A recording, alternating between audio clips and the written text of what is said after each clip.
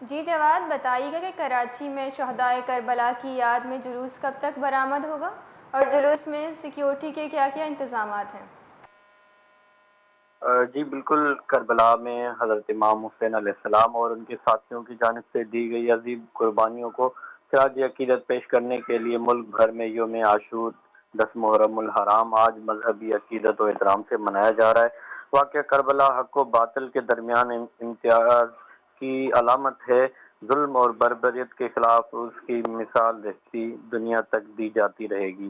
حضرت امام حسین علیہ السلام اور ان کے رفقا کو خراج عقیدت پیش کیا جا رہا ہے۔ آج ملک کے تمام چھوٹے بڑے شہروں میں شبیہ ذوالجناح کے جلوس نکالے جائیں گے۔ ملک بھر میں سیکیورٹی کے سخت ترین انتظامات کیے گئے ہیں۔ کراچی میں مرکزی جلوس جو ہے وہ نشتر پارک سے برآمد ہو کر روایتی راستوں سے ہوتا ہوا حسینیہ ایرانیہ امام بارگاہ کھارا در پر جو ہے وہ اختتام پذیر ہوگا۔